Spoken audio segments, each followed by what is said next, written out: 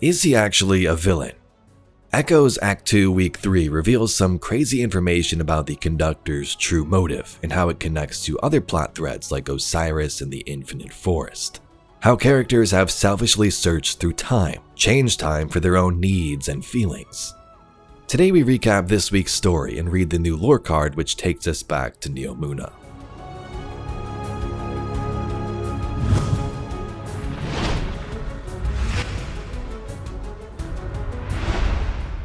This week's story is sort of ramping us up to the final week of Echoes, or what we believe to be the main story next week.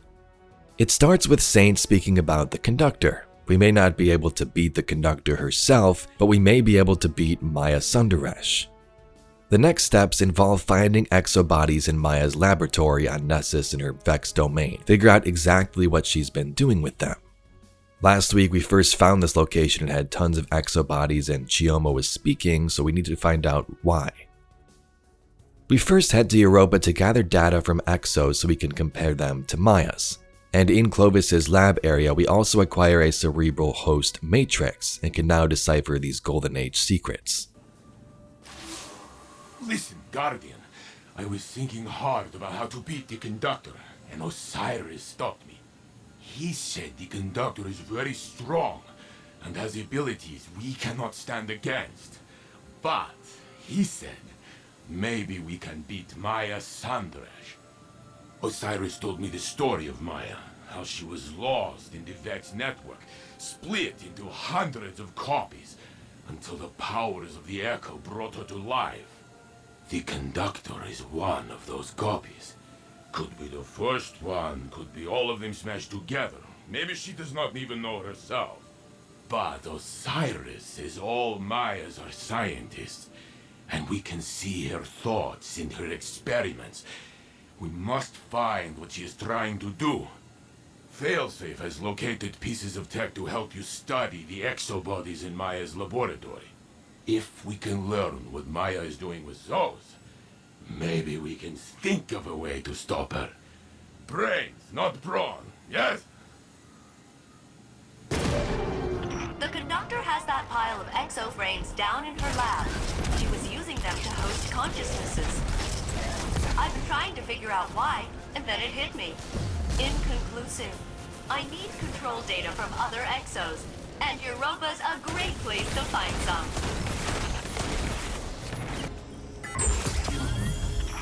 Oh, this is good data.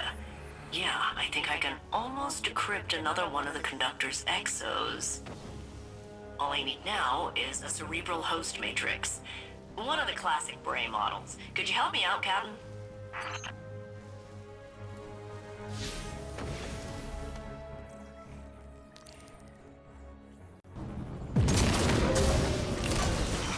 Alright, I'm sure there's a host matrix around here. Beep boop, beep boop.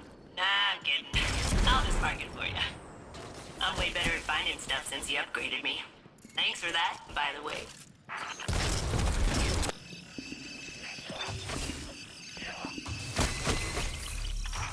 Got it. If you're ready, we can head back into the Conductor's lab. The exoframes she's working on down there have got to be key to the Golden Age she keeps talking about. We just need to uncover their secrets before she kills us all.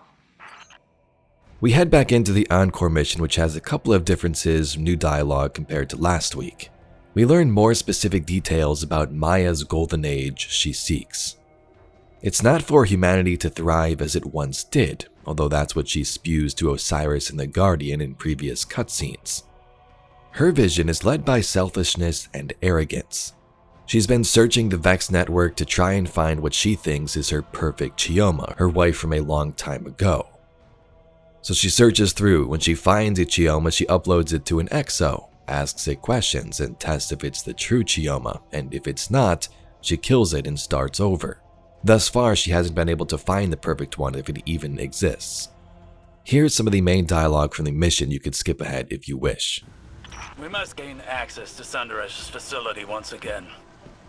With the data Failsafe has collected, we can better determine Sundaresh's use of the exo-consciousnesses within the VexNet. The Conductor seeks to assimilate all of Sol under her command. She desires a golden age. But what does she really mean? With her methods, I do not assume benevolence. All I know is that it would undo everything we have accomplished since the collapse. We cannot allow this. Empress Kaido believes that the Shadow Legion here are commanded by the defector scion, Osiris. It would explain their interest in Maya's research, and the Echo. It wouldn't just be access to the Vex simulation network. It would give Osiris command over an entire Vex collective. You could see the danger in that. Maya is diverting Radiolaria to search the Vex simulation network, peering into other timelines, trying to find our own past. And to that end, raising an army of her own collective to subsume Sol. She can use her Echo to control Vex, but these are under her command completely. She's converting them to serve her. Do they even know what they're doing? Thunderesh's use of Chioma prefigures a dangerous compromise. We knew that she was capable of stepping beyond the bounds of ethics in her experimentation, but now we know the extent. The threat is serious. Fidelity test. How did I make you cry on our wedding night? Maya? Maya? Where are we?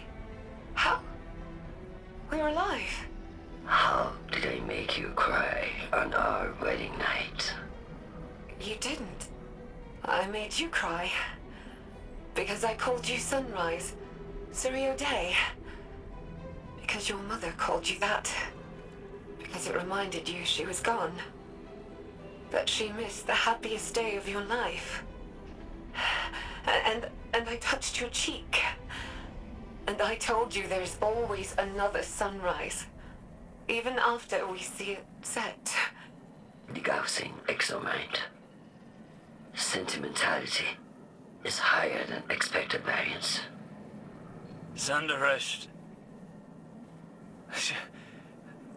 is bringing copies of her wife, Chioma Essie, out of the VexNet. Finding them, interrogating them, and discarding them. For her golden age? No, perhaps what would be her own personal golden age. The wife she remembers.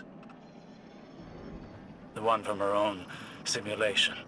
And Maya will destroy Sol to find her.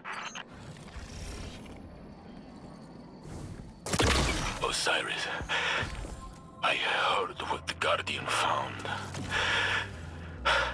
How could Maya do such a thing to Chioma, to the woman she loved? Thunderesh convinced herself that she could never have loved this Chioma at all. Not this one. And not the others. But this Chioma loved Maya. We heard it. I am sorry for doubting, for believing the Conductor for even one moment. I am so sorry, Osiris, for doing that to you. No, Saint. Don't apologize. You were forgiven from the first. This week's mission gives us a lot more insight into the episode's story. Not just the main one, but also smaller subplots like Osiris, which you heard there. The Scion Outcasts and Red Legion seek this power as well, and could control their own Vex collective, or even worse if they acquire it. A big part of this act and threads of the whole episode connect the stories of Saint and Osiris to Maya and Chioma. And although the player numbers are down and some people may not be enjoying the episode, I think they actually do this in a pretty great way.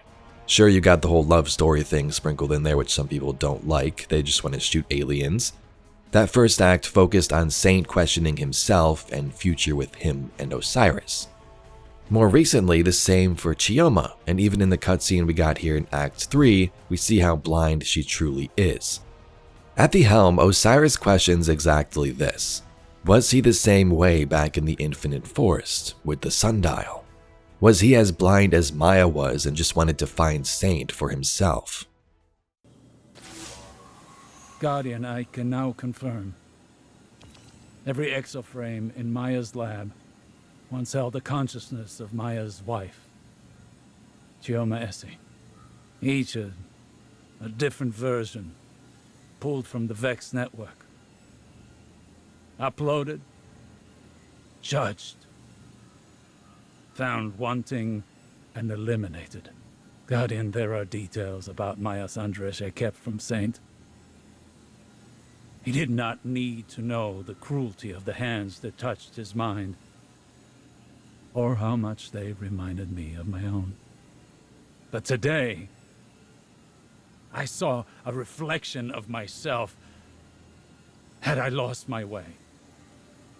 If I never found Saint and instead wrapped myself in obsession, I thought myself heroic in my search, a romantic, and that I was justified by my success. What if I had not realized my good fortune? If I had met Saint, not with relief, but with skepticism, to imagine myself finding Saint, deciding he is wrong, killing him, and then starting again, it would have broken me, and I believe it has broken Maya. One capable of such horror has defiled the concept of love. Do not forget what you're dealing with.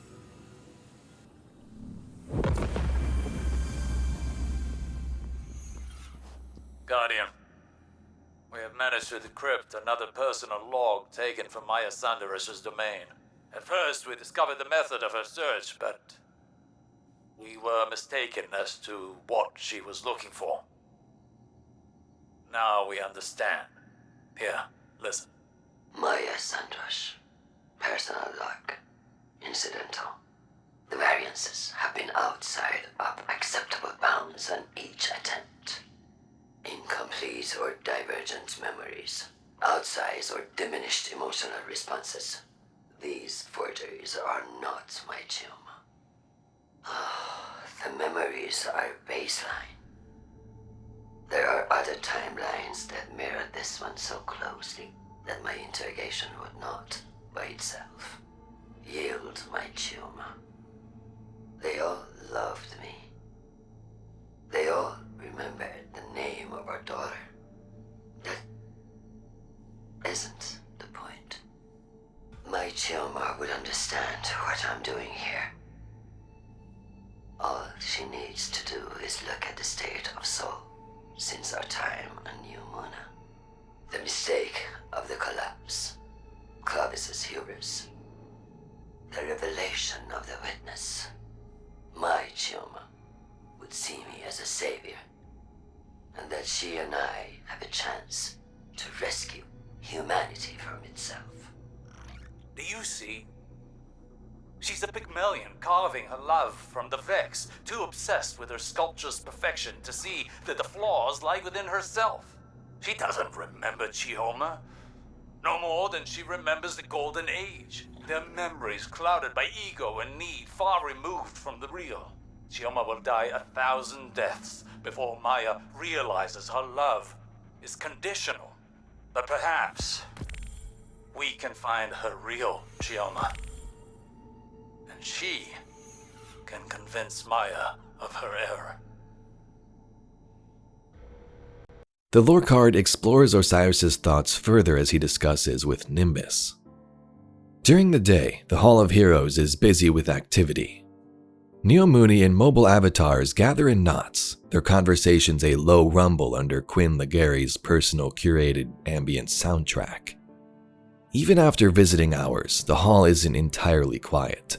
Pukas rustle through the foliage as water rushes into the pools, and Osiris paces back and forth across the carpet, avoiding Sagira's memorial. New footsteps sound in the distance, Osiris turns away from the door and toward a pool. The steps are quick, impatient, Nimbus. They slow as they climb the stairs to the hall. Osiris? There is a wad of leaves clogging a drain. Osiris contemplates it. He has never asked who cleans out the puka ponds. It's late. I thought you were done for the day.